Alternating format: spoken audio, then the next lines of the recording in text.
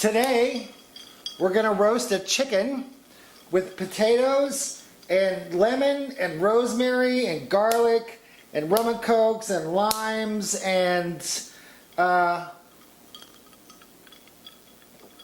gonna be really good. I'm Joe Powell. We're cooking drunk. Are we clear?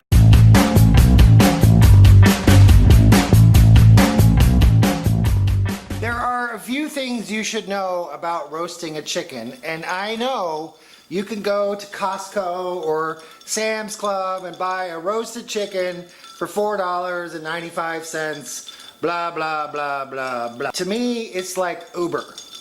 You can get one anywhere, but you still need to know how to drive. And this is learning how to drive a chicken. You should be able to roast a chicken at any time, for any reason, on any occasion, and for whatever. The main thing is that your oven temperature is probably wrong. Ovens are like men, they lie. You need to always check your oven temperature to make sure that 400 degrees says 400 degrees on the internal thermometer. It doesn't involve anything fancy. You just need to get a cheap meat thermometer, throw it in your oven, heat it up, and see what it says. The second thing about roasting a chicken is that your hands have to be impeccably clean. My hands have been several places today, but I washed them in hot water and they are impeccably clean. The fourth thing you need to know about roasting a chicken is that your chicken needs to be fresh, clean. You gotta wash it, you gotta scrub out the inside, you gotta get all the giblets and all that shit out, and then it's gotta be 100% dry. You will not have a crispy chicken unless it's 100% dry, and that means in all the cavities, inside, in the wings, all underneath, everywhere, it needs to be dry, okay? And mine isn't because it's fucking leaking. You need to have some butter, some salt and pepper, and this is a very basic preparation, okay? We're not making a chicken for presentation. We're not making it for, you know, whatever. What we're doing is we're cooking a chicken, we're roasting a chicken so that we can have the meat. We're gonna have delicious potatoes with it. We're gonna make some wonderful gravy, and then we're gonna make a stock out of the chicken carcass. Excuse me. You wanna fold the chicken wings akimbo. And I have no idea what that means. But you take the chicken wings and you fold them under the breast, the body, push them in, and this will help your chicken sit up upright. Damn it. You want to take a liberal amount of softened room temperature butter and you want to coat the outside of the chicken you want to populate it with butter. You got to rub it all in the crevices, on the wings, on the thighs, on the breast. Get into it. You can even put a little butter under the skin on the breast. Ugh. Once your chicken is buttered, you want to use a little pepper and sprinkle it over, getting it everywhere. And you want to use a little salt. This is kosher salt. We're going to sprinkle that everywhere. Once you have that done, you want to put in the cavity some rosemary. This is fresh. We're going to cram that right in the back end. Okay. And we're going to add some lemon wedges in the back end.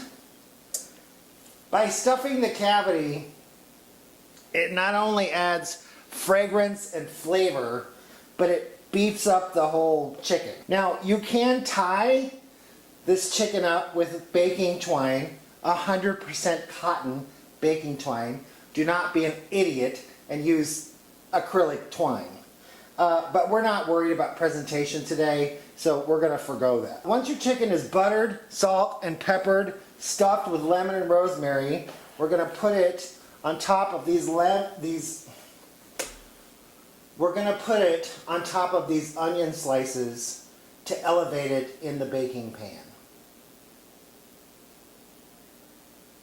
Alright, we're going to put it in this pan on the onion slices, and then we're going to add some potatoes, and I've got about 5 or 6 cloves of fresh garlic, peeled and whole.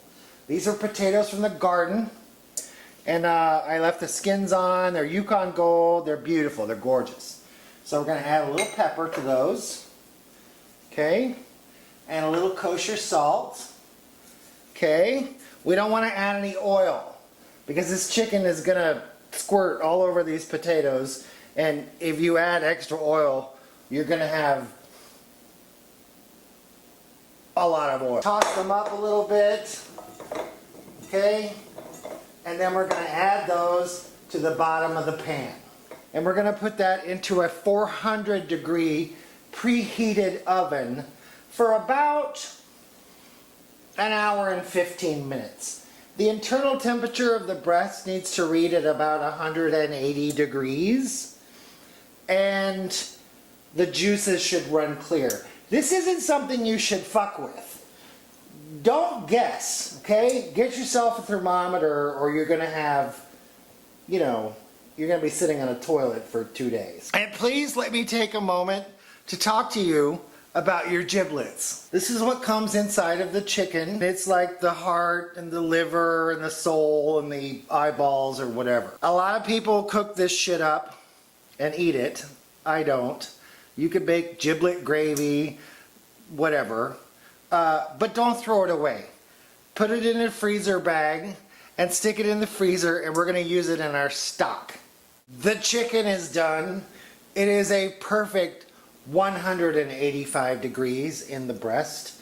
You can see I've eaten most of the skin off because it's fucking delicious. I took the potatoes and I added a tablespoon of butter, half a cup of sour cream, a cup of cream, and I mashed that with the garlic cloves and a little salt and probably a little more pepper. You can buy this at Sam's Club or whatever, but you'll never get this. Okay?